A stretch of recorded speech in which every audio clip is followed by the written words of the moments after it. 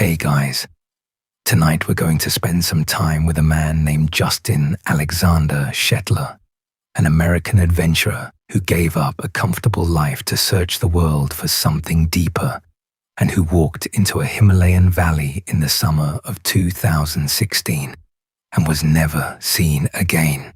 He was 35 years old, and by then he was something of a legend among travelers, a survivalist and a seeker with a large following who watched him ride his motorcycle across Asia and live close to the land.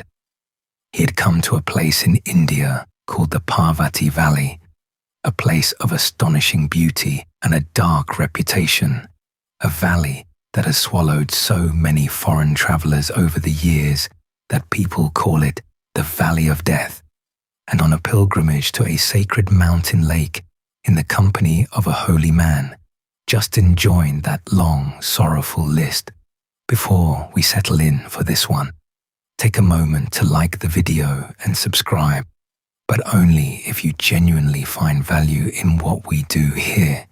There is no pressure and no guilt. Thank you, truly, for the case suggestions that keep finding their way to us. We are also now on Spotify, so the link is in the description if you would rather listen there while you drift off tonight. Now dim those lights and get comfortable. This is a long one, and Justin's story deserves to be heard slowly and carefully. He was a son and a friend and a man on a genuine spiritual search, someone who had walked away from success and comfort to try to find a truer way to live. His mother, Susie, would later cross the entire world to look for him in those mountains. This is not, in the end, a simple story of a crime. Though a crime may be part of it, it is the story of a seeker who went looking for meaning in a beautiful and dangerous place, and of the people who loved him and were left with nothing but questions. Have you ever wondered what draws certain people to give up everything safe and known, to go searching in the far and difficult corners of the world for something they cannot quite name? Justin was one of those people, and the same restless hunger that made his life so remarkable also carried him in the end into a valley from which he did not return. What happened on that pilgrimage to the sacred lake? Why did the holy man come back alone? And why did that man, the last person known to have been with Justin, die in a police cell before he could ever fully explain? To understand any of it, we have to begin with Justin himself and with the long road that brought him to the Parvati Valley. Justin Alexander Shetler was born in the early 1980s and grew up in Oregon, and from early on he was not built for an ordinary life. He was drawn to the outdoors, to survival and self-reliance, to the old skills of living close to the earth. As he grew, he built a life that many people would envy, with a successful career in the world of technology and all the comfort and security that came with it. He had, by the measures most of us are taught to value, made it. And then, in a decision that would define everything that followed, Justin looked at that comfortable, successful life and decided that it was not enough, that it was not the life he actually wanted, and he began, deliberately, to give it away. Somewhere along the way, he even set aside his own last name, choosing to go simply by Justin Alexander, as if shedding the surname was part of shedding the old self.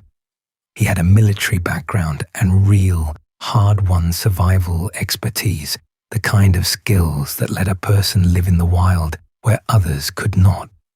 And he poured all of it into a new life of travel and seeking, documenting his adventures for a growing audience under the name Adventures of Justin. People followed him by the thousand, watching this handsome, capable, thoughtful man ride across continents, camp in wild places, and reach always for something more meaningful than the life he had left behind. He was not running from anything so much as running towards something, a truth, a peace, a way of being that the ordinary world had not given him. It is worth dwelling on the life Justin walked away from, because the walking away is the key to understanding him. He had done the thing our culture tells us to do. He had built a career, achieved a measure of success and stability, arrived at the place that is supposed to be the destination. And then he looked around at that destination and felt deeply that it was hollow, that the life he had constructed was not the life his soul actually wanted. That realization comes to many people, but most of us bury it and carry on, because the alternative is frightening and the comfortable life has a powerful grip. Justin did the rare and difficult thing. He acted on it. He dismantled the successful life he had built and set out to construct a different one, organized not around security but around meaning. That kind of transformation takes real courage, and it also takes a certain willingness to leap into uncertainty that most people simply do not have. Justin sold or gave away much of what he owned, simplified his life down to what he could carry, and committed himself to a path of travel and seeking. He was drawn to the wisdom traditions of the world, to meditation and spiritual practice, to the idea that a truer understanding of life could be found by stripping away the excess and going deep. He was, in the language of an older time, on a quest, and he pursued it with the seriousness of someone for whom it was not a phase or a vacation, but the central project of his existence. The community that grew up around his journey reflected that seriousness. Justin was handsome, articulate, and thoughtful, and his adventures were genuinely beautiful. So his following grew, but the people who followed him were not just watching a travel show. Many of them were drawn to the deeper question he embodied, the question of whether a person could actually break free of the ordinary track and live a more meaningful life. Justin became, for a lot of people, a kind of proof that it was possible, a living example of the road not taken. That gave his journey a weight beyond his own experience of it. He was carrying, in a sense, other people's hopes about what life could be, and that is part of what made his disappearance land so hard for so many who had never met him. When Justin vanished, the grief that followed was unusually public and unusually widespread, precisely because his life had been lived so openly. Thousands of people who had followed his journey felt the loss personally, mourned a man they had watched for years and felt they knew, even though they had never met him. There is something distinctly modern in that, in a stranger's disappearance becoming a shared grief for a global community of followers, and it speaks to how real the connection between Justin and his audience had become. He had let people into his search, had shared his vulnerability and his longing along with the beautiful landscapes, and so, when the search ended in silence, a great many people felt they had lost not a celebrity, but a friend, or at least a fellow traveler on the road toward meaning.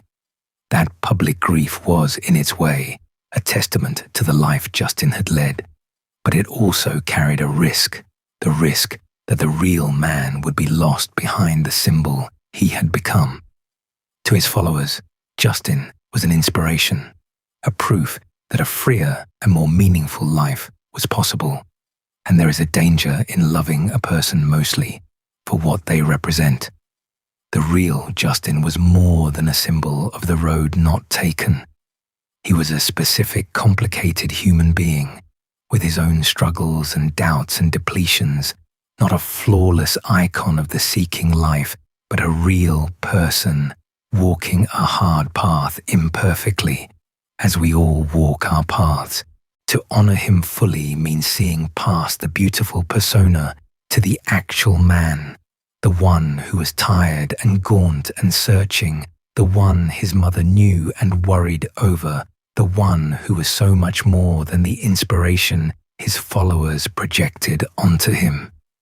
To be fair, the seeking life has its own shadows, and Justin was not immune to them. A life organized around peak experiences and spiritual intensity can become its own kind of restlessness, always reaching for the next deeper thing, never quite arriving. The very drive that freed Justin from a hollow success could also, if it turned, become a hunger that pushed him further and further out toward greater risks in pursuit of greater meaning. We do not know how much of that dynamic was at work in his final months, but it is part of the honest picture of who he was, a man of real depth and real courage on a real search, who was also, like all serious seekers, walking a path with genuine dangers of both the outer and the inner kind. Let's talk about that seeking, because it is the key to Justin, and because it is the thing the sensational retellings tend to flatten. Justin was, in the truest sense, on a spiritual quest. His travels were not just adventure tourism, not just a collection of exotic backdrops for photographs, though the photographs were beautiful.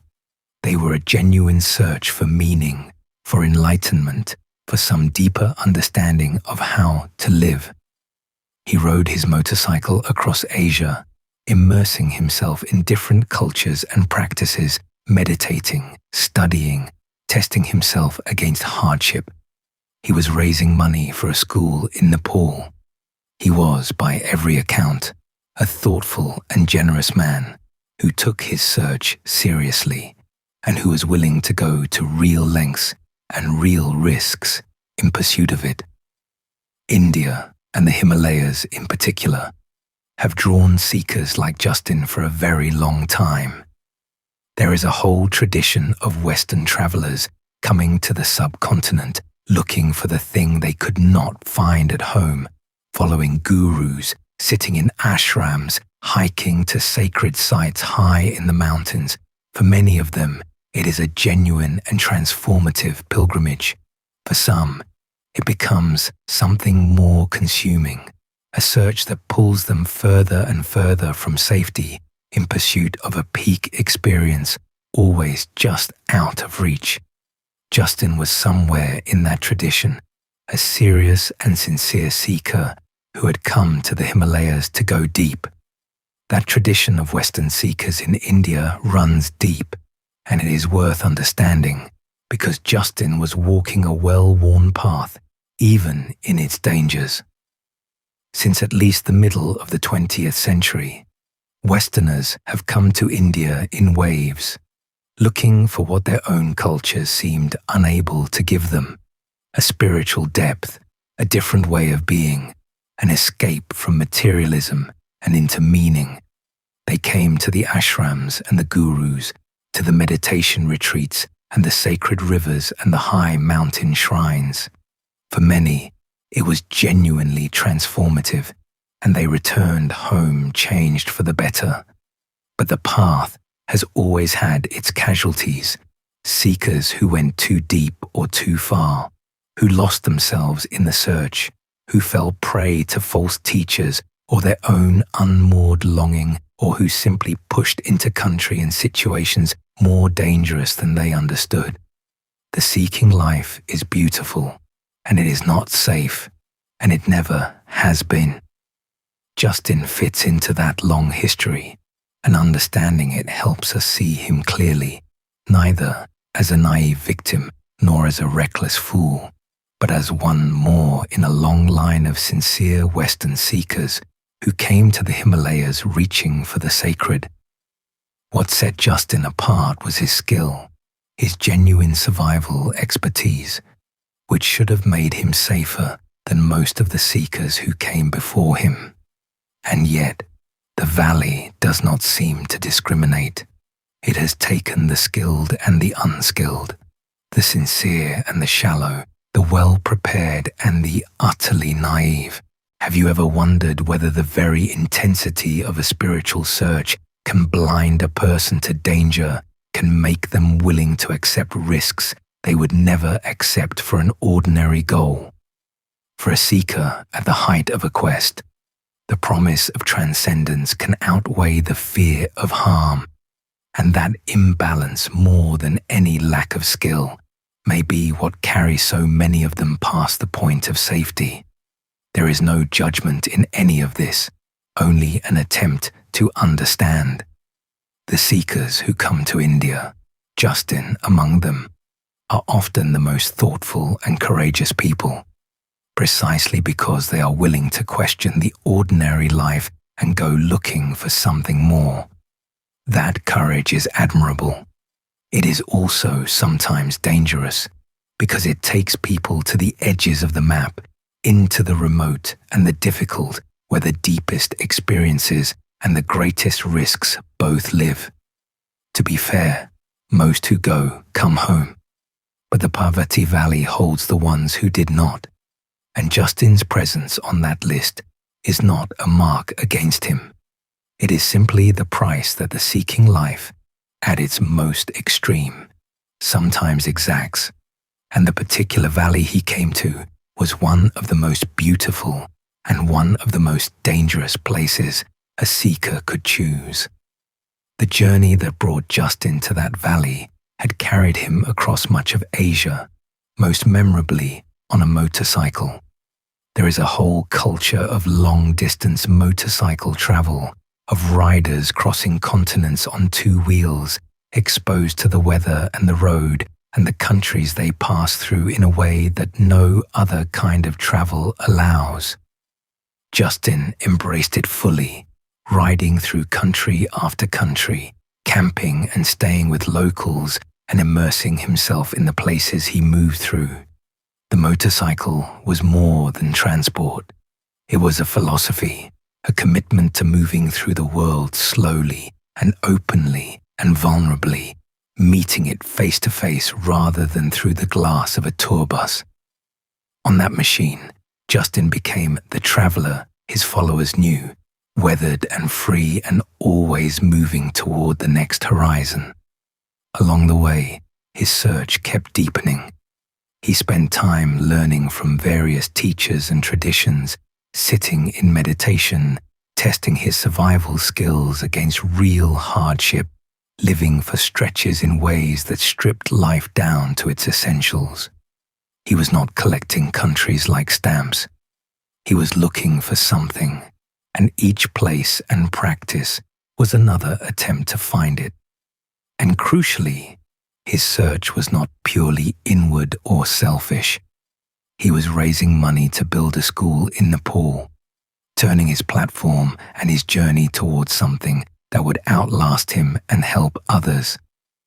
That detail matters, because it tells you the kind of seeker he was, not a self-absorbed spiritual tourist, but someone trying to connect his own search for meaning to something good in the world. By the time he reached India and the Parvati Valley in the summer of 2016, Justin had been on the road a long time, and the accumulated weight of it showed. Long-term travel of the intense, immersive kind Justin practiced is exhilarating, but it is also exhausting, physically and emotionally, and it can wear a person down in ways that are hard to see from the outside. The gaunt appearance that his former girlfriend noticed near the end may have been the simple physical toll of years of hard travel, or the demands of his spiritual practices, or something more. Have you ever wondered what the cumulative cost of a life of constant seeking might be? The quiet erosion beneath the beautiful photographs. Justin had given years to his quest, and by that final summer, he may have been more worn and more vulnerable than his followers or even he himself fully realized. None of that diminishes what he had accomplished or the sincerity of his search. It simply completes the picture of the man who arrived in the Parvati Valley. He was not a fresh, invincible adventurer at the peak of his powers. He was a seasoned, weathered, somewhat depleted traveler, deep into a long and demanding journey, reaching perhaps for one culminating experience that would make sense of it all. To be fair, that is a state in which people are capable of great things and also, sometimes, of pushing past their own limits. Justin came to the valley carrying years of the road in his body and his soul, and he came looking for something profound, and both the depletion and the longing would shape the choices that led him up the mountain. You're in the Parvati Valley in the north of India, high in the state of Himachal Pradesh, and it is easy to understand why the seekers come. The valley is spectacularly beautiful, a deep green cleft in the Himalayas, with the Parvati River rushing through it, pine forests climbing the slopes, and snow peaks rising all around. There are hot springs sacred to Hindus and Sikhs, ancient villages, and a sense of the mountains pressing close and holy on every side. Travelers have come here for decades, drawn by the beauty and the spirituality, and it has to be said, by the valley's other famous export, some of the most potent cannabis in the world, grown on these slopes and turned into the hashish the region is known for across the globe. That combination of sacred beauty and a thriving drug culture and remote, dangerous terrain has given the Parvati Valley its darker name. For decades now, foreign travelers have been disappearing here, vanishing into the mountains and the villages and never being seen again. The numbers are genuinely disturbing. Since the 1990s, dozens of tourists, mostly Westerners, have gone missing in and around the Parvati Valley, so many that it earned the grim nickname, the Valley of Death.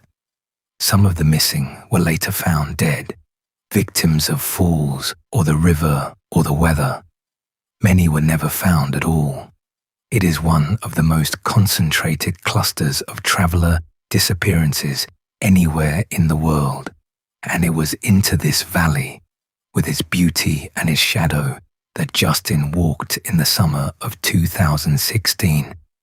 The reasons for those disappearances are debated, and they are almost certainly not a single cause, but several overlapping ones. The terrain itself is lethal, all steep slopes and cliffs, and a powerful, cold river that has drowned many. The weather in the high country turns fast and hard. There is the drug scene, which draws vulnerable people and some believe has led to robberies and worse. There are stories of foul play, of travelers targeted for their money, of a local mafia. And there is the simple fact that a foreigner alone in remote mountains, far from home and often off the grid, is desperately hard to trace if something goes wrong. To be fair, no one has ever proven a single explanation for the Valley of Death, and the truth is likely a mix of accident, misadventure, and, in some cases, deliberate harm. But the pattern is real, and Justin, for all his skill, was walking into it. Have you ever wondered what it is about a place that earns a name like the Valley of Death, and whether the name is a warning that people simply do not heed? Justin knew the valley's reputation.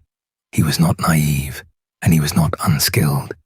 He was a survivalist, a careful and capable outdoorsman, exactly the kind of person you would expect to be safe where others were not. And yet, the valley does not seem to care much about skill. It has taken the experienced and the foolish alike, the prepared and the reckless, and it would, in the end, take Justin too. despite everything that should have kept him safe. The Parvati Valley is beautiful beyond words, and it is genuinely one of the most dangerous places a traveler can go, and both of those things drew Justin, and one of them kept him. Justin arrived in the Parvati Valley in August of 2016 and settled for a time in Kasol, one of the main travelers' towns in the valley, a place of guest houses and cafes catering to the foreigners who come for the mountains and the culture, and for some, the drugs.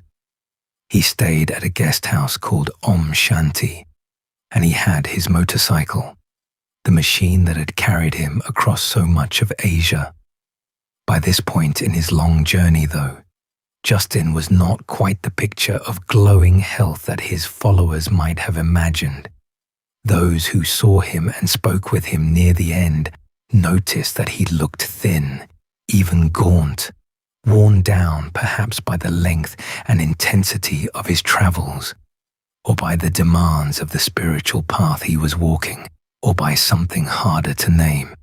His last days in Kasol, before he set off, were by most accounts quiet and ordinary, the calm before everything changed. He stayed at the guest house, prepared for the trek, met and talked with the sadhu, and moved through the traveler world of the valley the way he had moved through so many places before. The people who encountered him in those final days remembered a thoughtful, gentle presence, a man on a mission but not a frantic one, someone at peace with the journey he was about to undertake, even as those who loved him worried about it. There was nothing in those last ordinary days to mark them as last. That is how it almost always is. The final days of a person's life look like ordinary days because that is exactly what they are, right up until the moment everything turns. We linger on this not to build suspense but to humanize him, to remember that before Justin was a mystery, he was a man packing his bag for a trip, checking his gear, thinking about the days ahead. He was not a character in a horror story, walking knowingly toward his doom. He was a real person doing the ordinary preparations for an extraordinary journey, full of anticipation for the sacred experience he hoped awaited him at the lake. Have you ever wondered how differently we would treat the missing if we always kept their final ordinary days in view, the small human moments before the vanishing? Justin ate his meals, made his calls, readied his pack. He was alive and present and himself, right up until the trail carried him beyond our sight. That ordinary, living Justin is the one worth holding on to, more than any theory about how he was lost. You're in Kasol in the late summer of 2016, and it is a crossroads of a particular kind. Travelers from all over the world drift through, some staying days, some staying months, a floating community of seekers and wanderers and partiers held together loosely by the valley and its reputation. There is beauty everywhere, the river and the peaks and the green slopes, and there is also a certain aimlessness, a sense of people suspended between the lives they left and whatever they are looking for. Justin moved through this world as someone with a clearer purpose than most, a genuine seeker rather than a drifter, but he was also, by the end, a man who had been on the road a very long time and who may have been reaching for one last deep experience to make sense of it all. It was in this frame of mind that Justin met the man who would lead him on his final journey. Up the valley, in a place called Kirganga, known for its hot springs and its long history as a stop for pilgrims and trekkers, Justin encountered a sadhu, a Hindu holy man named Satnarayan Rawat. A sadhu is a wandering ascetic who has renounced worldly life in pursuit of spiritual liberation. And for a seeker like Justin, meeting such a figure in the Himalayas would have felt like exactly the kind of encounter he had come looking for. The two connected, and out of that connection came a plan, an invitation to undertake a pilgrimage together, deep into the high mountains, to one of the most sacred places in the valley. It is worth understanding what a sadhu actually is, because the word carries a lot of weight in this story, and because fairness to Satnarayan Rawat requires seeing him clearly rather than as a stock figure. A sadhu is a Hindu holy man who has renounced ordinary life, family, possessions, worldly ambition in order to devote himself entirely to spiritual liberation. Some belong to particular ascetic orders, wandering the country, living on alms, covered in ash, their bodies and appearance marking their renunciation. They occupy a revered place in Indian spiritual life, figures of genuine holiness to many. For a Western seeker like Justin, steeped in the traditions he had come to study, a sadhu was not a curiosity but very nearly the point, a living representative of exactly the wisdom and renunciation he had crossed the world to encounter. But the world of sadhus, like any world of holy men, contains a wide range of people, and honesty requires acknowledging that too. The great majority are sincere practitioners of a demanding spiritual path. Some, however, are less than they appear, drawn to the role for the status or the alms or the freedom it offers rather than for genuine devotion, and a naive foreigner can struggle to tell the difference. We do not know where Satnarayan Rawat fell on that spectrum, and it would be unfair to assume the worst simply because of what came later. He may have been a genuine holy man. He may have been something else. What we can say is that when Justin met him, Justin saw a sadhu, a figure of spiritual authority and trust, and it was entirely natural for a seeker to want to follow such a person into the mountains toward a sacred lake. The trust Justin extended was the trust his whole search had prepared him to extend. That trust, in hindsight, is one of the most poignant elements of the story, because whatever happened, it involved Justin placing himself deep in remote and dangerous country, in the hands of a man he had known only a short time, on the strength of that man's spiritual role. To be fair, that is what pilgrimage often requires, a surrender of control, a willingness to be guided. It is part of what makes such journeys spiritually powerful, but it is also, in purely practical terms, a profound vulnerability, and Justin embraced it fully, walking up into the high Himalayas with a near stranger because that stranger wore the marks of a holy man. Whether that trust was betrayed or simply proved fatal in some accidental way, we cannot know. But the trust itself was real and sincere, and very much in keeping with the seeker Justin had become. The destination was Mantalai Lake, a high glacial lake at around 13,000 feet near the head of the Parvati Valley. Mantalai is a genuinely sacred site, associated in Hindu tradition with the god Shiva, who is said to have meditated in these mountains, and it sits at the source of the Parvati River, remote and high and holy. To reach it requires a serious multi-day trek through rugged ascending terrain, well beyond the easy trails, into the thin air and hard country of the high Himalayas. The plan Justin and the sadhu made was ambitious and deeply appealing to a seeker. Roughly 3 days of hard trekking to reach the lake, then around 10 days of meditation and spiritual retreat there in that sacred high place, and then 3 days to come back down. Nearly 2 weeks in all, most of it far beyond the reach of any help. It is worth understanding what Mantalai Lake meant spiritually, because it explains why Justin was so drawn to this particular pilgrimage. Mantalai is not just a beautiful, high lake.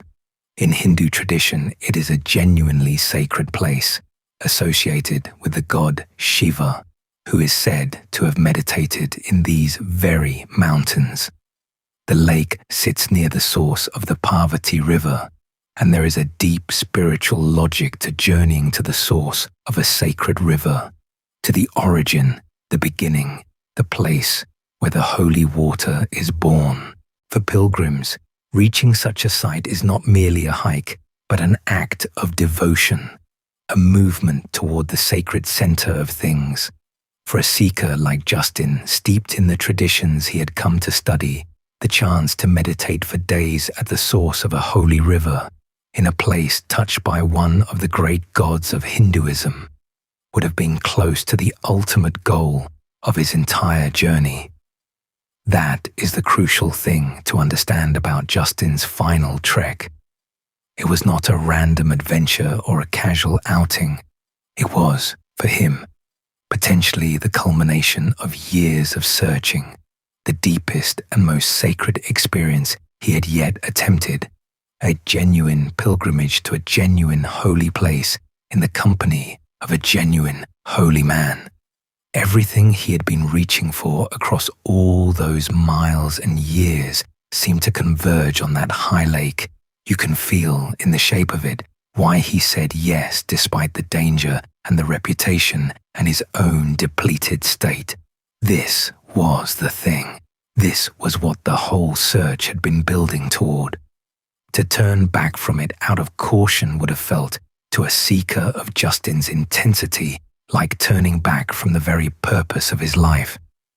You're in the thin, cold air near the source of a sacred river, high in the Himalayas, and you can understand both the pull and the peril of such a place at once. It is genuinely holy, genuinely beautiful, the kind of place that can move even a skeptic to something like reverence. And it is genuinely lethal, 13,000 feet up, cold and remote and unforgiving, a place where the sacred and the deadly are woven together so tightly that you cannot reach one without risking the other. Justin walked toward that convergence with open arms, seeking the sacred and accepting, whether he fully grasped it or not, the peril that came with it. To be fair, that is what pilgrims have always done, risk the journey for the holiness at the end of it. Justin was following an ancient pattern. It simply led him, as it has led others, to a place from which he did not return. To Justin, this must have felt like the culmination of everything he had been seeking, a real pilgrimage to a real sacred site in the company of a genuine holy man, high in the Himalayas, far from the noise of the world. It was the kind of experience that the whole long journey had perhaps been building toward. To be fair, it was also, by any objective measure, a serious undertaking, a demanding high-altitude trek into remote country, with a man he had only recently met in a valley famous for swallowing travelers. The very things that made it spiritually appealing, the remoteness, the difficulty, the surrender to a guide and a path, were also the things that made it dangerous. And Justin, thin and worn and hungry for meaning, said yes. Have you ever wondered how the deepest longings of a person can lead them, step by step and with the best of intentions, into the greatest danger of their lives? Justin was not being reckless in his own eyes. He was following his path, doing the thing he had crossed the world to do, trusting a holy man and a sacred tradition and his own considerable skill. Every part of the decision made sense from inside his search, but the sum of it was a lean, tired man heading into the high Himalayas for 2 weeks, mostly out of contact with a near stranger, toward a lake in a valley of the missing. The pilgrimage that was meant to be the height of his journey would instead be its end.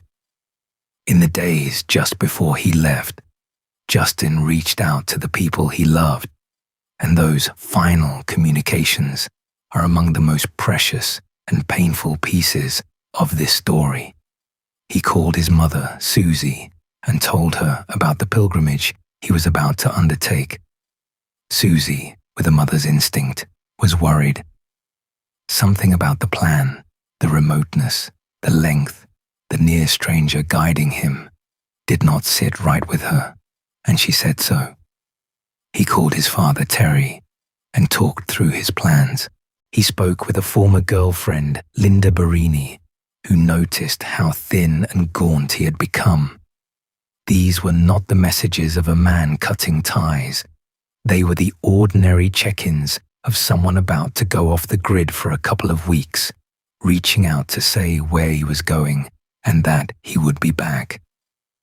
Around the 20th of August, Justin also posted to his blog, telling his followers about the journey ahead.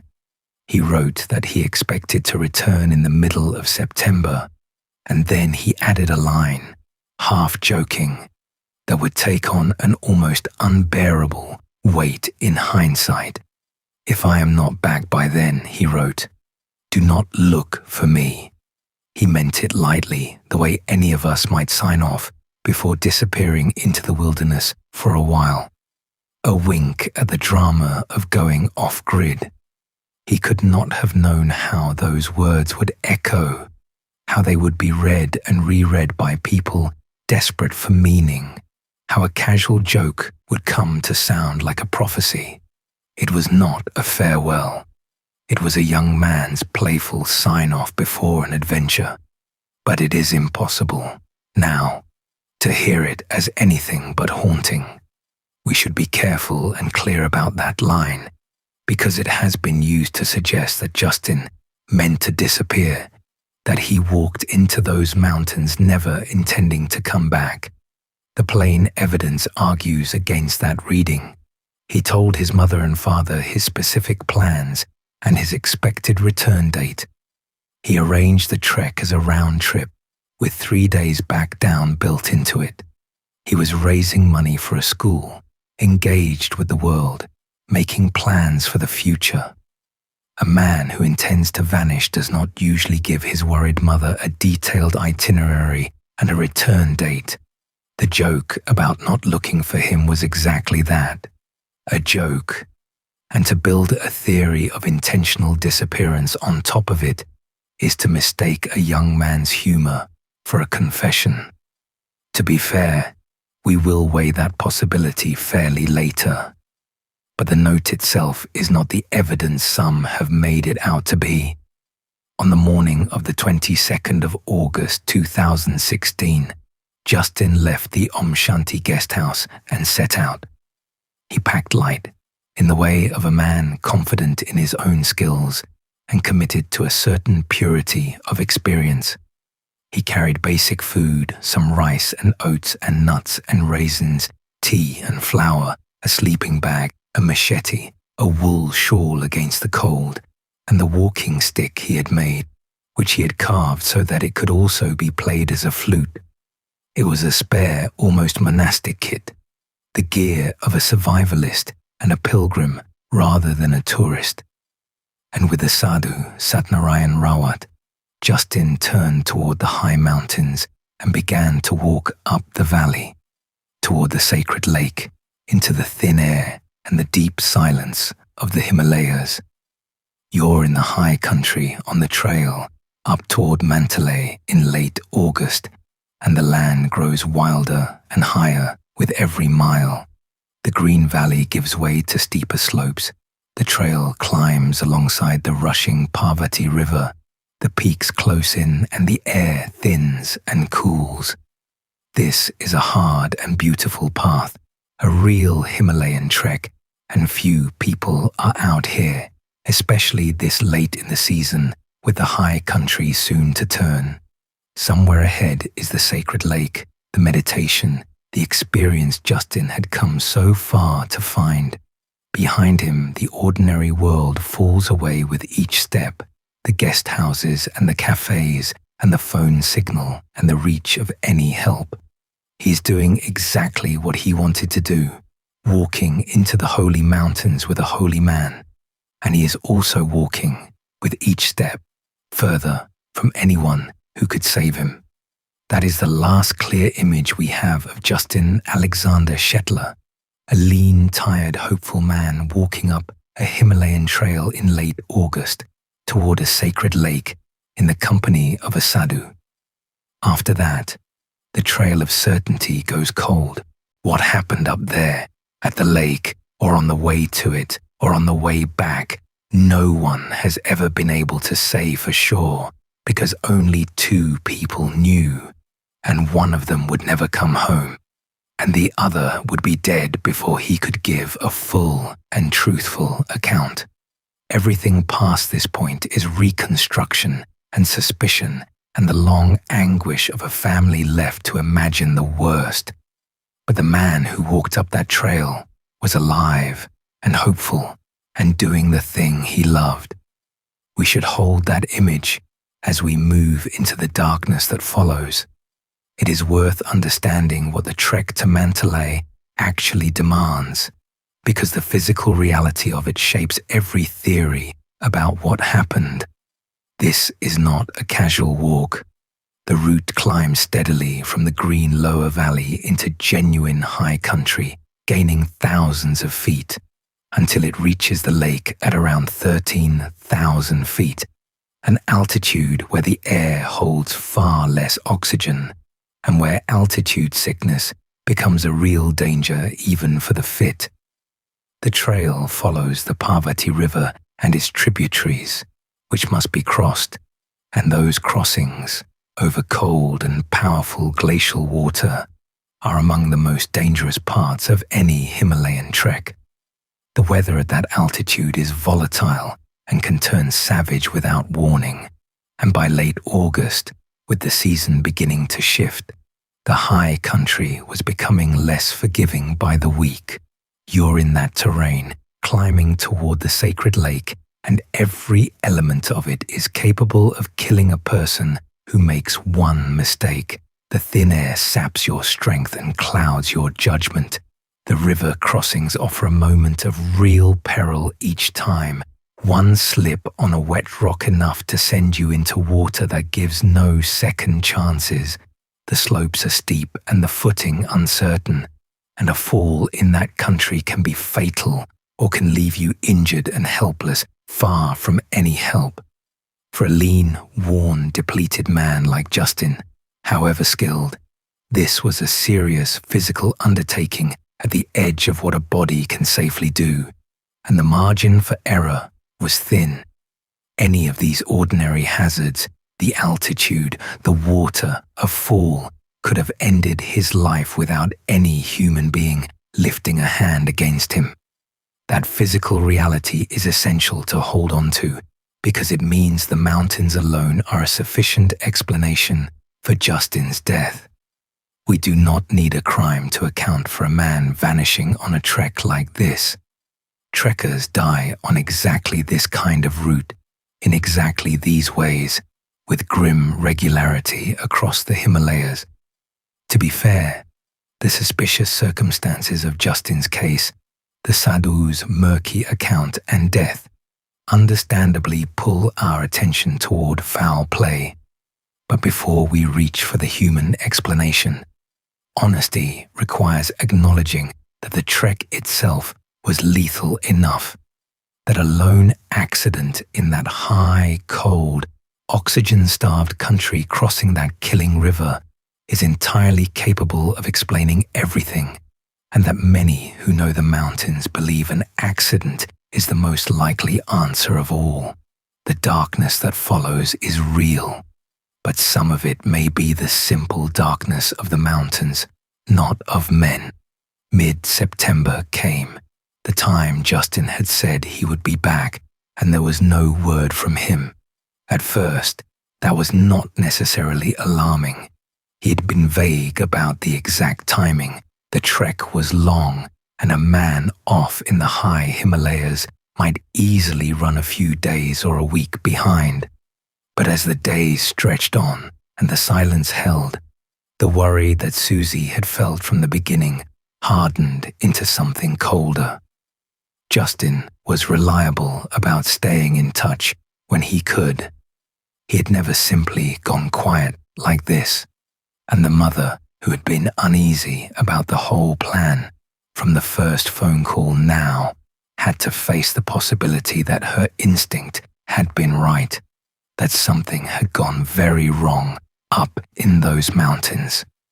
The alarm spread outward from there, through Justin's family and his wide circle of friends and followers. People who had watched his adventures for years began to realize that he had not posted, had not resurfaced, had not done any of the things a living, connected Justin always did. A police report was filed in the valley, and slowly the machinery of a search began to turn, though it was a search hampered at every turn by distance and difference, by the sheer difficulty of mounting an effort for a foreign man missing in remote Indian mountains, where the family was 10,000 miles away and the local authorities had their own limits and their own priorities. What happened next is one of the most moving parts of this story, and it belongs at the center of it. Justin's mother, Susie, did not sit at home in America and wait for news. She got on a plane with a friend and flew to India, to the Parvati Valley, to look for her son herself. Think about what that means. A mother crossing the entire world into a remote and unfamiliar and reputedly dangerous valley, not speaking the language, not knowing the terrain, to walk the same mountains that had swallowed her child and demand answers that no one seemed able or willing to give. It is one of the purest expressions of a parent's love imaginable, and it is the emotional heart of Justin's story. The mother who would not stop, who went to the ends of the earth, literally, for her son. Susie's search once she reached India was a study in love colliding with impossibility. She and those who helped her tried to reconstruct Justin's final movements, to find anyone who had seen him, to push the local authorities to take the case seriously and pursue it properly. They worked with local guides and contacts, people who knew the valley and the trails and the language, without whom an outsider could accomplish nothing. And behind them, mobilized across the internet, was the community that had followed Justin's journey for years. Thousands of people who now turned their attention and their resources toward finding him, spreading information, raising funds, keeping the pressure on. It was a search powered by love and by the modern connectedness that Justin's own online life had created, and it was formidable. But love and connectedness, however powerful, ran up against hard limits. The country where Justin had vanished was high and remote and enormous, exactly the kind of terrain that swallows the missing. The trail toward Mantalai was long and difficult, and by the time a serious search could be mounted, weeks had passed and the high season was ending. The investigation faced all the friction of a foreign case, jurisdictional tangles, language barriers, an overstretched local system with little incentive to devote resources to one more missing foreigner. And at the center of it all was the maddening fact that the one person who knew what had happened was giving an account that did not satisfy and would soon be beyond questioning forever. Susie was fighting with everything a mother has against a combination of obstacles that would have defeated almost anyone. Have you ever wondered what reserves of strength it takes for a parent to keep searching for a lost child in a foreign land against every obstacle, with hope fading by the day. Susie found those reserves, and she has kept finding them in the years since. Even after the active search ended without Justin, she did not let the case die. She cooperated with the journalist who spent years investigating Justin's disappearance and wrote a serious, careful book about it, and with the people who made a documentary podcast retracing every thread. Through those efforts, Justin's story reached a wide audience, not as cheap mystery content, but as a genuine attempt to understand what happened and to keep his memory alive. Susie turned her grief into a kind of mission, refusing to let her son become just another forgotten name in the valley of death. There is a particular heroism in that, quieter than any adventure Justin ever undertook, but no less real. Justin crossed the world seeking meaning.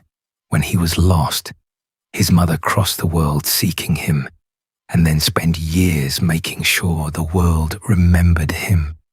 To be fair, none of it has answered the central question, and none of it has brought Justin home. But it has ensured that his disappearance was witnessed, investigated, and mourned rather than quietly absorbed by the valley, as so many others have been.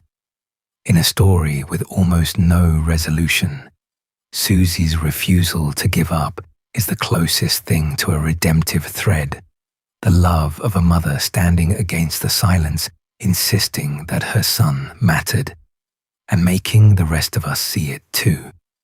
You're in a small police post in the Parvati Valley in the autumn of 2016, and you are an American mother trying to make the machinery of a distant and different justice system move to find your son. Everything is against you, from the language that is not yours to the procedures that make no sense to you. The officials are stretched thin, or indifferent, or overwhelmed, and the valley has seen so many foreigners come and go and disappear that one more missing traveler does not shake it the way it shakes you. You have crossed the world, and you are standing in a system that was not built to help you, trying by sheer force of will and love to make it care about the one thing that matters more to you than anything, the fate of your child. That was Susie's ordeal, and she faced it with a courage that is hard to overstate. The search that Susie and Justin's friends and supporters mounted was extensive, drawing on local guides, on the online community that had followed Justin's travels, on every resource they could reach. They pushed the authorities. They went up the trails toward Mantalai. They tried to reconstruct Justin's movements and to find anyone who had seen him. Have you ever wondered what it would take to search for a missing person in a foreign wilderness, with a family driving the effort from across the world against the friction of distance and language and bureaucracy? It takes everything, and it often is not enough. And in Justin's case, for all the love and effort poured into it, it did not bring him home. But it did begin to turn up pieces of the story, and it did focus attention on the one person who could, in theory, answer the central question, the sadhu, who had walked up the mountain with Justin and come back down without him, because that was the fact that sat at the dark center of everything.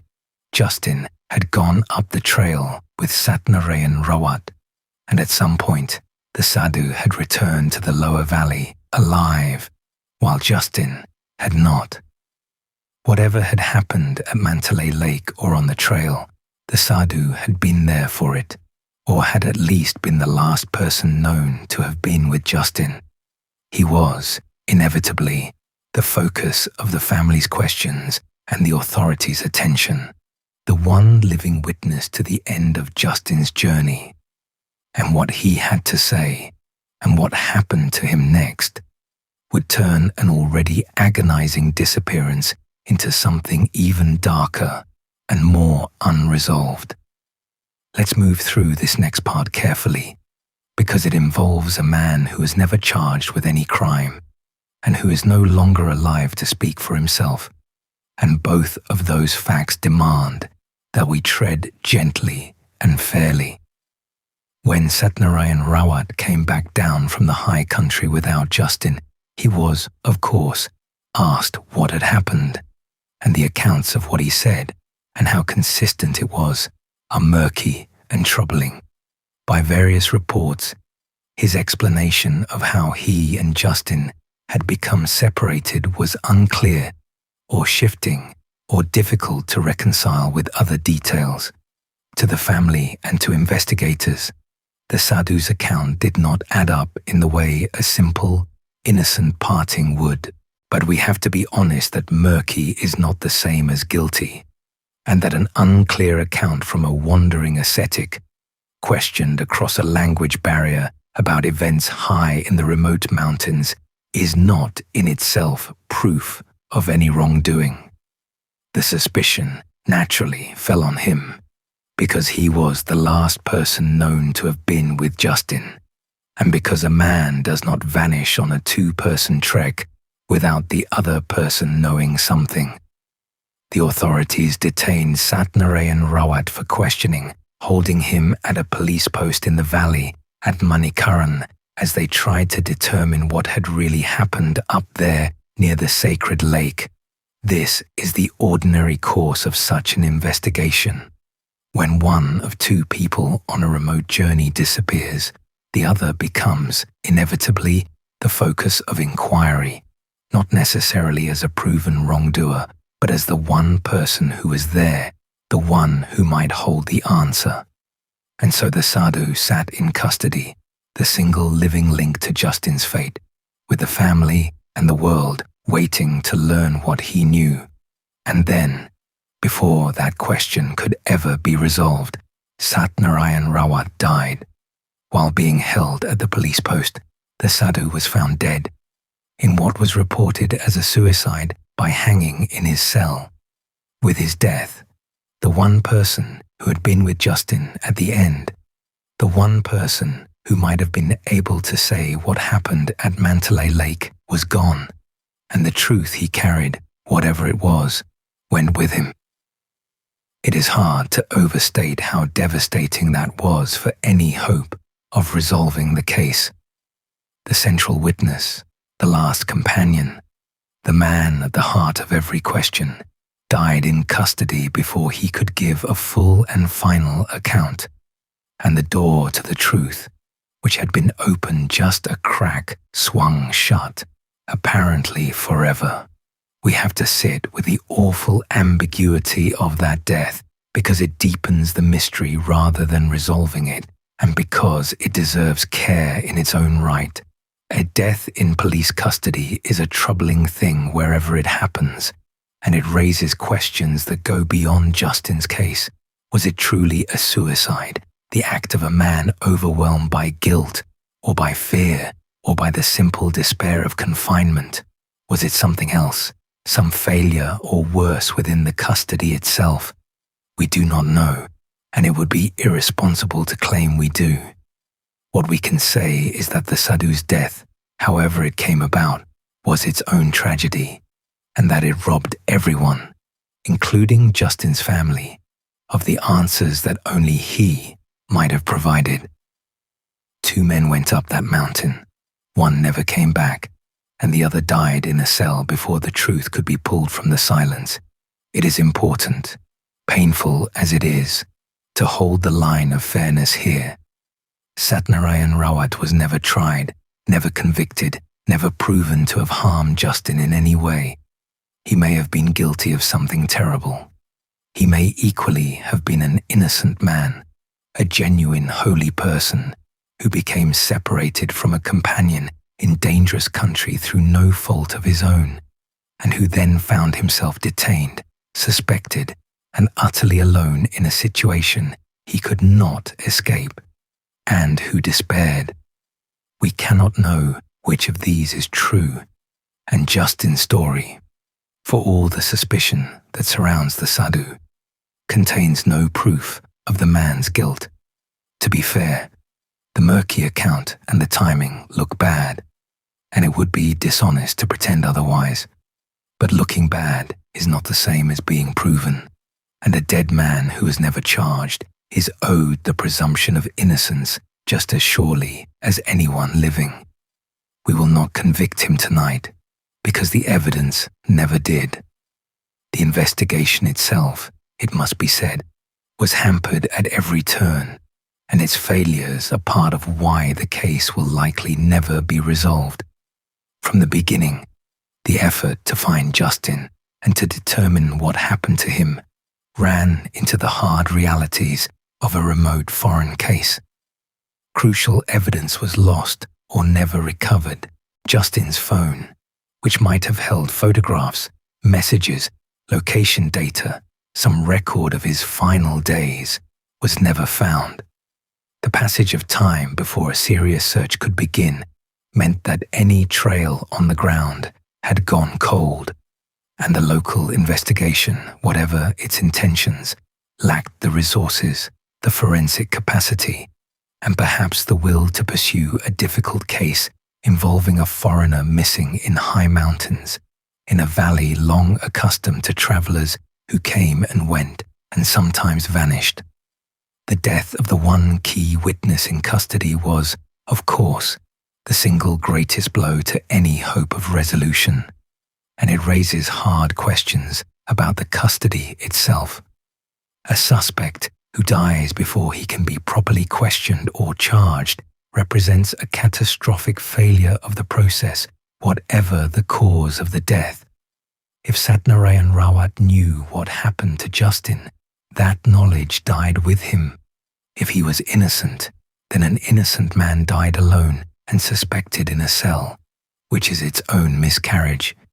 Either way, the fact that the central figure in the case died in custody meant that the one clear path to the truth was closed permanently by the very system that was supposed to uncover it.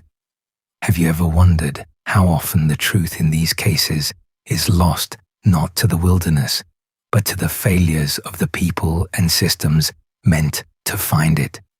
In Justin's case, the mountains kept their part of the secret, and the investigation lost the rest. What remained, after the witness was gone and the evidence was lost and the trail was cold, was a scattering of belongings. Some of Justin's possessions reportedly turning up in the valley, and a great many questions with no way left to answer them. To be fair, the local authorities were working in genuinely difficult circumstances, and it would be unfair to lay the whole failure at their feet. But the outcome is undeniable. The investigation into Justin's disappearance never produced a clear account of what happened, never resulted in charges, never recovered his body, and effectively ended with the death of the one man who might have known the truth. It is one of the most complete investigative dead ends in any of the stories we tell. A case where nearly every avenue to the truth was closed, one after another, until nothing was left but the silence of the mountains and the grief of a family. Have you ever wondered how a case can become more unsolvable, not less, as time goes on and its central figures fall away? Justin's is exactly such a case, and it has only closed further with time. The one witness is dead, and the body was never found. The trail went cold years ago, high in mountains that do not give up their secrets. Whatever happened at Mantalai Lake in the late summer of 2016 is now sealed behind the silence of two people, one missing and one dead, and the odds of it ever being truly known grow longer with every passing year. That is the hard shape of this story. Not a mystery with a solution just out of reach, but a mystery whose solution may have died in a police cell in the Parvati Valley, taking the truth with it into the dark. Let's lay out the possibilities honestly, weighing what might have happened to Justin without pretending to a certainty no one has. The first and most ordinary explanation is an accident. Justin was on a demanding high-altitude trek, lean and worn, in country full of lethal hazards. The Parvati River and its tributaries run cold and fast and have drowned many travelers. The terrain is steep, with cliffs and loose ground and long drops. The weather at 13,000 feet turns brutally fast, and altitude itself can sicken and kill. It is entirely possible that Justin simply fell, or was swept away crossing water, or succumbed to exposure or altitude sickness somewhere high on that trek, and that his body was lost in terrain so rugged and remote that it was never found. For all the suspicion around the sadhu, a plain accident remains a real and perhaps likely explanation, which is to say, the most ordinary reading of this story, the mountains taking one more person, may also be the true one. You're in the thin air at Mantalai Lake, high and cold and wholly at the head of the valley, and you can feel how easily this beautiful place could kill. The air is thin enough to make your head swim. The water is glacial, numbing within moments. The slopes around the lake are steep and unforgiving, and the weather can close in without warning, turning a sacred retreat into a death trap. A lean, tired man, deep in meditation or physical exhaustion, far from any help, is desperately vulnerable in a place like this. If Justin died here by accident, at the very sacred lake he had crossed the world to reach, there would be a terrible poignancy in it, and there would be nothing supernatural or criminal about it at all. Only the ancient danger of the high mountains claiming one more person who came too close to their heart. The second possibility is foul play, and it is the one the circumstances most invite, even if they do not prove it. Justin was a foreigner with a phone and some money and good gear, alone in remote country with a man he had only recently met, in a valley with a documented history of travelers who came to harm. It is possible that Justin was robbed and killed, whether by the sadhu or by others, his body hidden in country where it would never be found. The valley's reputation includes stories of exactly this kind of predation on vulnerable travelers, and Justin's disappearance fits that dark pattern. But we have said, and we hold to it, that no one was ever charged, that the sadhu was never proven guilty, and that suspicion, however strong, is not proof. Foul play is a real possibility. It is not an established fact. The third possibility is the one built on that unfortunate blog line that Justin disappeared on purpose, that he walked into the mountains as a seeker who had found what he was looking for and chose not to return to the ordinary world. We have already weighed this and found it weak, and it is worth saying again why. Justin gave his family a detailed plan and a return date. He was raising money for a school, engaged with the future, connected to the people he loved. His joke about not looking for him was just that, a joke. To be fair, his gaunt appearance and the intensity of his seeking have led some to wonder whether he was in a fragile state, and we should not dismiss that entirely, because a person's inner life is hard to read from outside. But the weight of the evidence points away from a deliberate vanishing and toward a man who fully intended to come home and who was prevented from doing so by something he did not choose. Which of these is true, we do not know, and we may never know. The honest answer, the one this channel will always choose over a satisfying one, is that Justin Alexander Shetler went up a mountain and did not come down, that the one witness died before the truth could be learned, that his body was never found, and that the space where the answer should be remains empty. It could have been the mountains. It could have been a person. It could, though the evidence is thin, have been his own choice. All we can say for certain is that a searching, hopeful man was lost in a valley that has lost so many, and that the specific truth of his ending is sealed away in the high country and in the silence of a dead man. Let's talk more about that valley, because Justin's case cannot be fully understood apart from the pattern it belongs to. The Parvati Valley has earned its dark name over decades. Since the 1990s, a striking number of foreign travelers, many of them young Westerners, on their own spiritual or recreational journeys, have vanished in and around these mountains. Some were later found to have drowned or fallen. Some were victims of crime. Many were simply never seen again, their fates as unresolved as Justin's. The valley has become, in the traveler community, a place spoken of with a mix of longing and warning, a paradise with a body count, a sacred landscape that has a documented habit of swallowing the people who come seeking transcendence in it. The pattern is worth understanding in more detail, because Justin was not an isolated case, but part of a long and sorrowful series.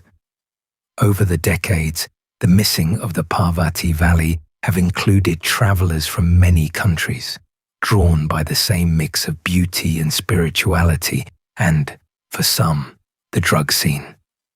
There have been trekkers who set off into the high country and were never seen again. There have been travelers who vanished from the villages and the traveler towns. Some cases were eventually explained by accident, a fall or a drowning in the merciless river. Some were revealed to involve foul play, and a great many were simply never resolved at all, joining a growing list of names that the valley has quietly absorbed, a list on which Justin's name would eventually be written. Investigators and journalists who have studied the phenomenon point to several overlapping causes, none of them supernatural. The terrain is genuinely deadly, some of the most unforgiving in the Himalayas, and inexperienced or unlucky travelers die in it regularly. The Parvati River is a killer in its own right, fast and cold and powerful, and it has taken many. The drug culture draws vulnerable people, some in altered states, some in debt or trouble, and creates the conditions for both accident and crime. And there are the darker stories of travelers robbed or worse, of a criminal element that has learned that a foreigner alone in these mountains is an easy and untraceable target.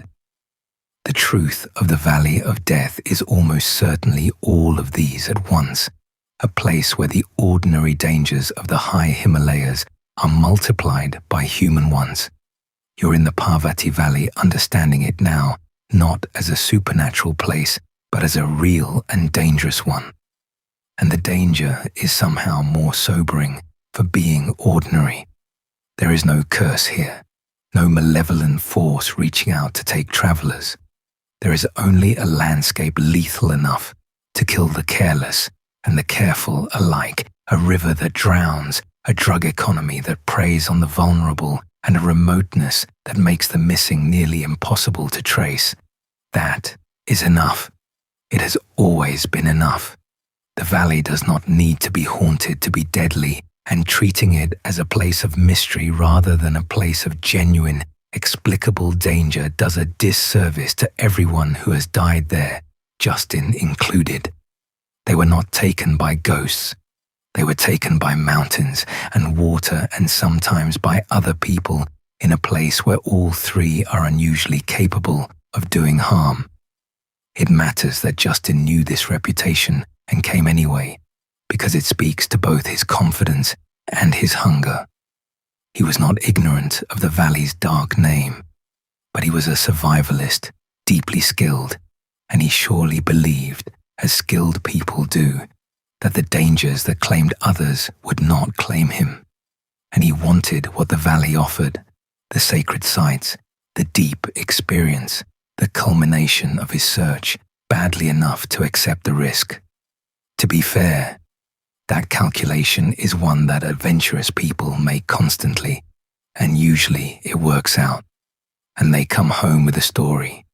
Justin made it, and it did not work out, and he became instead another name on the valley's long list, one more seeker who came for transcendence and found instead the silence of the mountains.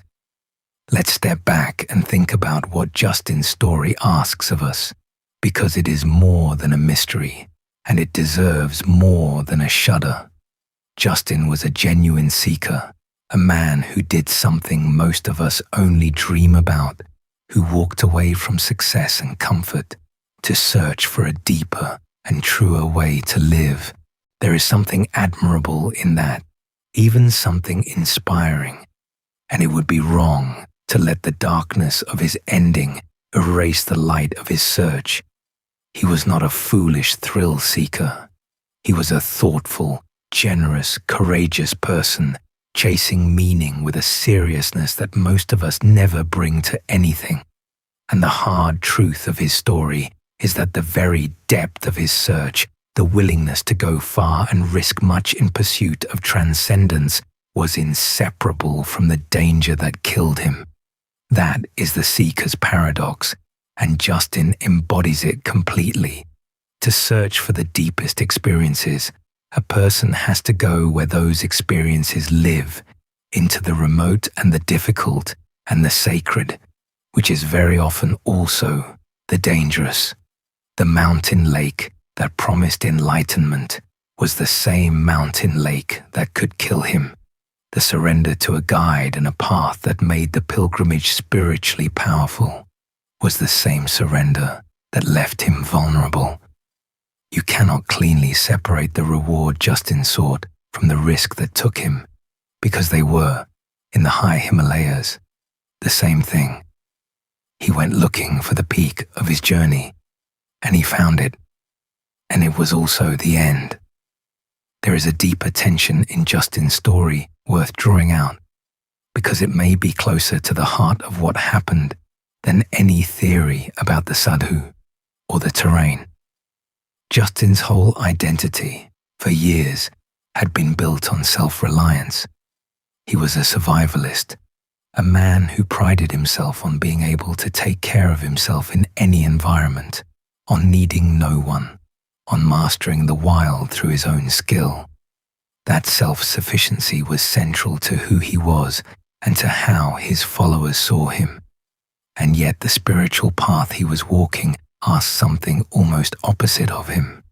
Pilgrimage, devotion, the surrender to a guru or a sacred tradition, all of it required not self-reliance but its opposite, a giving up of control, a willingness to be led, to trust something beyond himself. Justin, the ultimate self-reliant survivor, was trying to learn to surrender.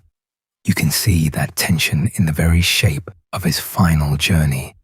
Here was a man capable of surviving alone in the wilderness, choosing instead to place himself entirely in the hands of a holy man he barely knew, to be led up a mountain toward a sacred experience that was not a failure of his survival instincts. It was, in a sense, a deliberate transcending of them, an attempt to move beyond mere self-reliance into something more spiritually profound, the surrender that the mystics of every tradition describe as necessary for the deepest realization. Justin was trying to let go, to trust, to follow rather than lead. And there is something genuinely moving in that, in a fiercely independent man trying to learn the harder discipline of surrender. But surrender, however spiritually valuable, carries real risk in the physical world, and this may be where Justin's two selves came into fatal conflict. The survivalist in him knew the dangers of the trek, knew the valley's reputation, knew the wisdom of caution and self-protection. The seeker in him wanted to override all of that, to trust the path and the guide and the sacred journey, to not let mere physical caution stand in the way of spiritual transcendence. Have you ever wondered what happens when a person's deepest values pull them in opposite directions? When the instinct for survival and the hunger for meaning point different ways? For Justin, on that mountain, the seeker won, and the survivalist was set aside, and whether that surrender led to an accident he might otherwise have avoided, or to a trust that was betrayed, the result was the same. He let go of the self-reliance that had always kept him safe in pursuit of something higher, and he did not come back. To be fair, we cannot know how much of this psychological drama actually shaped his fate, and we should not overstate it, but it captures something true about Justin, that the crime story and accident story versions both miss. He was a man caught between mastery and surrender, between taking care of himself and giving himself over to something greater. And his final journey was, in some sense, an attempt to resolve that tension by choosing surrender. There is beauty in that choice, and there is danger in it. And in Justin's case, the two could not be separated. He surrendered, as his path asked him to, and the mountains, or a man, or his own fate, accepted the surrender in the most final way possible. You're in the high Himalayas, at the sacred heart of the search that Justin gave his life to, and you can understand, standing there, both why he came and why he never left. The mountains here are overwhelming, beautiful beyond ordinary language, holy in a way that even a skeptic can feel.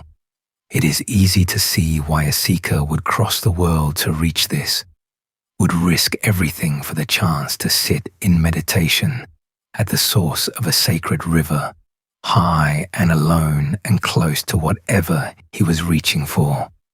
And it is just as easy to see how such a place could take a person quietly and completely as it has taken so many. Justin found the sacred in the end kept him. There is grief in that, and there is also, if we are gentle with it, a strange completeness, a man lost in the very place his soul had been trying to reach. We have to make peace, as Justin's family has had to, with the likelihood that the central question will never be answered, and that is its own hard spiritual task. Our minds crave resolution. We want the story to close, the mystery to be solved, the responsible party named, or the accident confirmed. Justin's story offers none of that, and it very likely never will. The one witness is gone. The body was never found. The evidence is lost, the trail long cold. To sit with Justin's story honestly is to sit with genuine, permanent uncertainty, to accept that we do not know and probably cannot know what happened to him on that mountain, and to resist the temptation to invent a certainty simply because the not knowing is uncomfortable. That resistance matters because the alternative is to do to Justin what the cheap tellings do, to force his open, unresolved story into a satisfying but false shape. It is tempting to declare confidently that the sadhu murdered him, or that he died in an accident, or that he chose to disappear, because any of those closes the loop and eases the discomfort of the mystery. But honesty forbids it. We do not know, and the most respectful thing we can do, both for Justin and for the truth, is to hold all the possibilities open, to weigh them fairly, and to admit plainly that the answer is beyond us.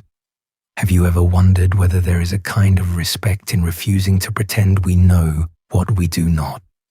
For the people in these stories, there is. False certainty is a small betrayal.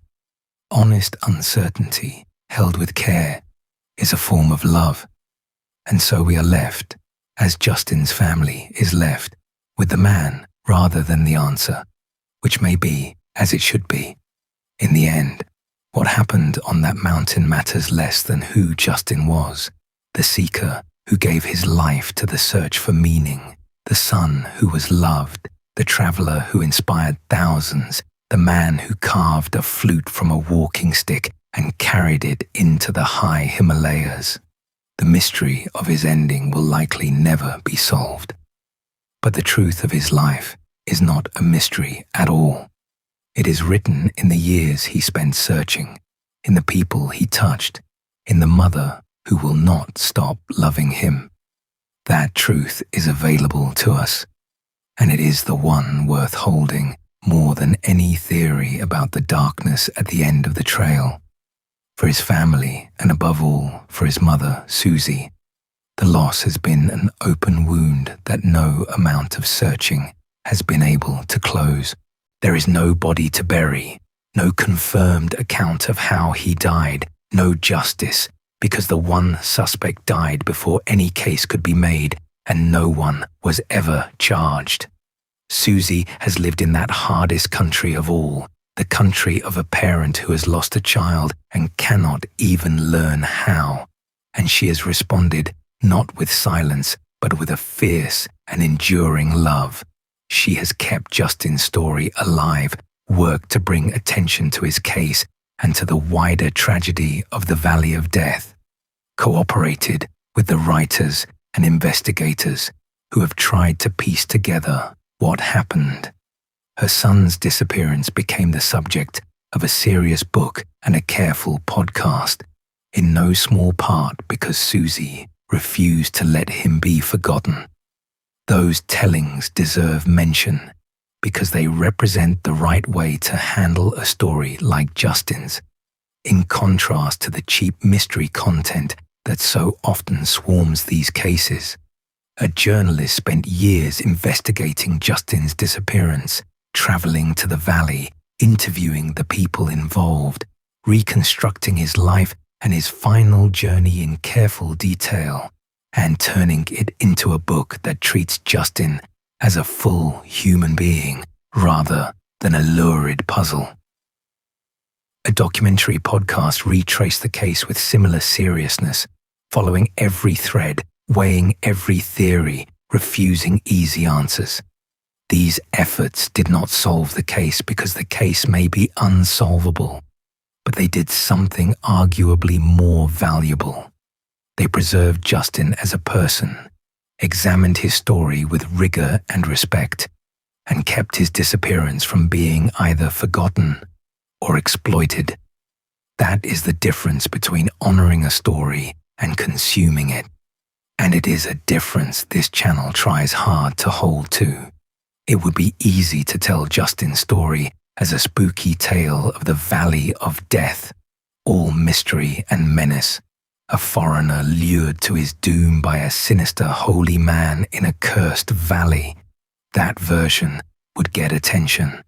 It would also be a lie, or at least a distortion, stripping away the real Justin and the real complexity of what happened in favor of a satisfying scare. The careful book and podcast refuse that temptation, and so do we, because Justin was real, and his mother is real, and the truth, however unresolved, is more respectful than any thrilling fiction. To be fair, we cannot know what happened to Justin any better than those investigators could, but we can choose, as they did, to hold him as a person, and that choice is the whole difference. The result of all that careful attention is that Justin, alone among many of the valley's missing, is genuinely remembered. Most of the people who have vanished in the Parvati Valley are known only to their families and to a few researchers, their stories brief and quickly forgotten.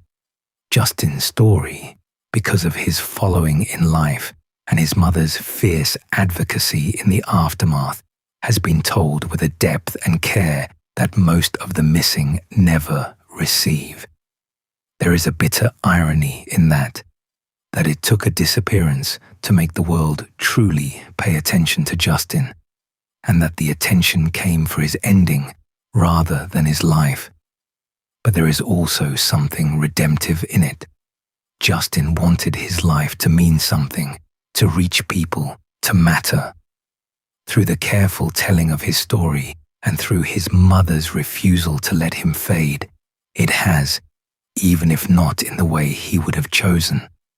That refusal is its own kind of monument, the love of a mother that would not accept the silence.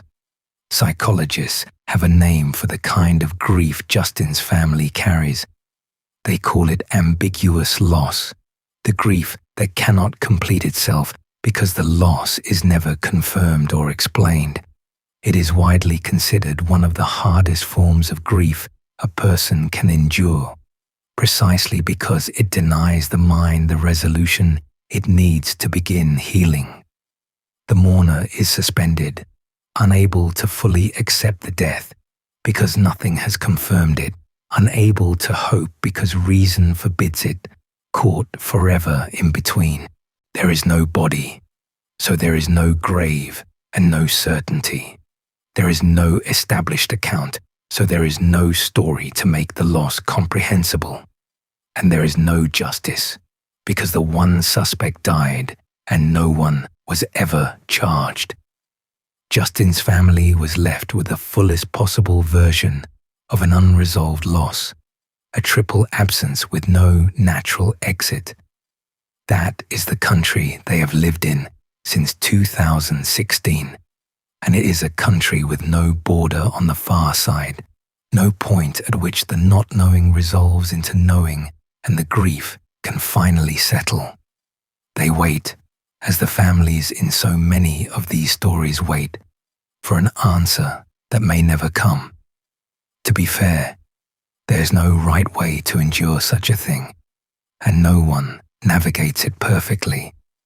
But the choice Justin's family has made, to keep his memory alive rather than let the ambiguity swallow him too, is a way of refusing to let the silence have the final word.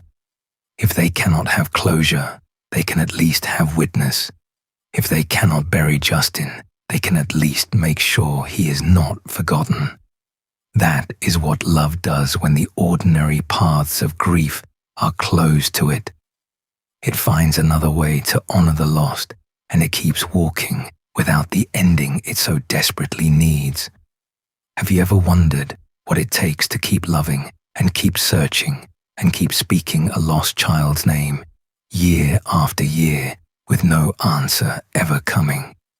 Susie has done exactly that, and in doing so, she has given Justin something the mountains and the silence tried to take from him, which is to remain known, remain mourned, remain a person, rather than just another name on the long list of the valley's missing. To be fair, none of it has brought him home, and none of it has answered the central question, but it has kept him present in the world, and it has turned a private grief into a kind of witness, and that is not nothing. It may be the most any of us can do in the face of a loss that will not resolve.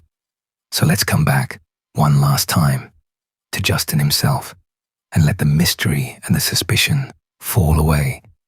Remember Justin Alexander Shetler, the man, the seeker from Oregon who gave up an easy life to search the world for something deeper. Remember the survivalist and the adventurer, the thoughtful and generous soul who inspired thousands with his journey, who was raising money for a school, who carved a walking stick he could play like a flute. Remember that he went into the mountains not out of recklessness, but out of a genuine and beautiful hunger for meaning, and that whatever took him, he was, at the end, doing the thing he had crossed the world to do. He was not a cautionary tale. He was a real person on a real quest, and he deserved to come home. Tonight, as you think about Justin Alexander Shetler's story, try not to remember him for the mystery of his ending, or the suspicion around the sadhu, or the grim reputation of the Valley of Death. Remember him instead for his search, for the courage it took to walk away from comfort and go looking for a truer life, for the light he carried and shared with so many. Remember his mother, who crossed the world for him and never stopped.